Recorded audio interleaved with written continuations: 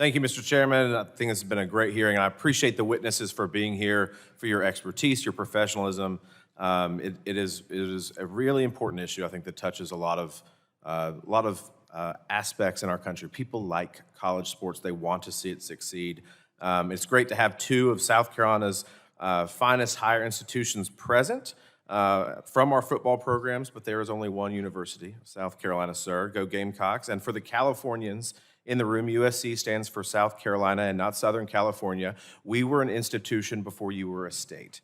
That being said, the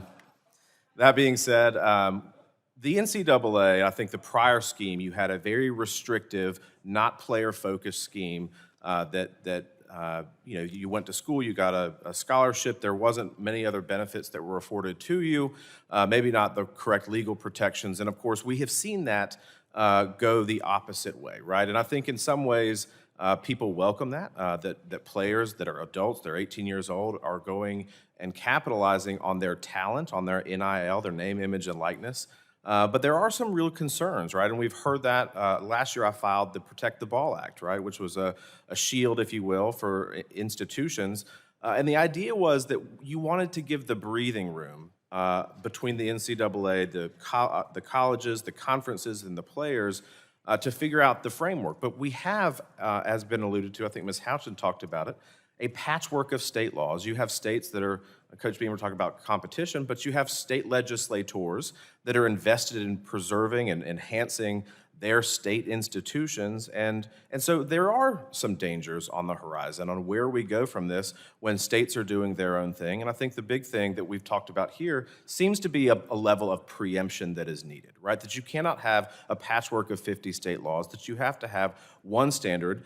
The framework may be being provided by Congress, but most of that effort being provided by the institutions themselves, the players, the families that are affected, the conferences, and of course the NCAA. That seems to be, I think, where we need to go, right? That this is a collaboration between those who are engaged in this space. It isn't a mandate, a top-down heavy mandate from Congress, but there are some framework that should be available to allow college sports to thrive, that focuses on the players, that focuses on the college athlete experience. And with that being said, Coach Beamer, obviously with that backdrop, how has NIL changed just recruiting in general? Football, but you've, I'm sure, heard stories from Dawn Staley or whomever. How has that changed the recruiting aspect of college athletics? Thank you for the question, and thanks for all you do for the great state of South Carolina, Mr. Fry, and great to see you again as well. As you know, this is my third time to Washington, D.C. in the last couple of years on this issue, so appreciate everyone being here today to listen to us as well.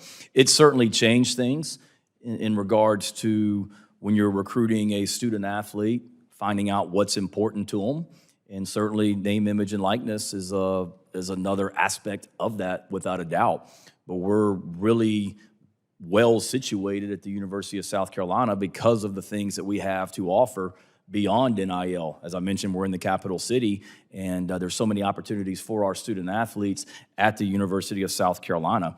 And schools across the country should have advantages from a recruiting standpoint because they have great academics, which they do, we do. They have great coaches, which in all of our sports, we do.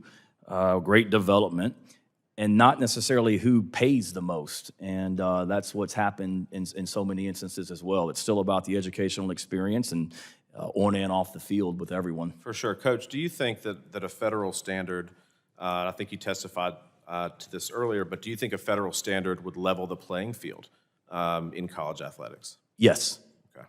And obviously you said that college sports should be more about money. It's about the education. It's about the experience. What guidance or structure would you, do you believe would help ensure that NIL remains a tool for empowerment rather than a distraction? Obviously with the settlement next month with revenue sharing, that's going to help things. We'll have a real enforcement arm behind that is the way it's trending right now, which would be very beneficial for all coaches, all sports.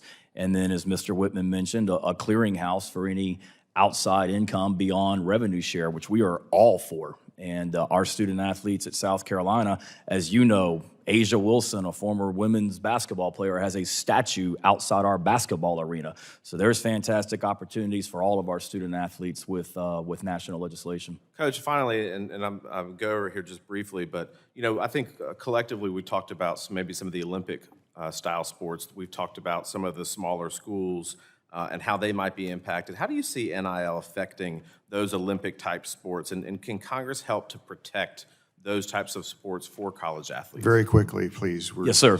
No, I would say this, with the terms of the settlement, and I'm not a legal expert, I will defer to someone that is, but the way I understand it, Mr. Fry, with the terms of the settlement, all of our Olympic sports, there's an unintended consequence. There's going to be some roster spots that are cut, but all members of the Olympic sports, non-revenue sports going forward, will be on scholarship. So in so many ways, that has bettered their situation. Thank you, Mr. Beamer. The chair recognizes Representative Veazey for 5 minutes. Thank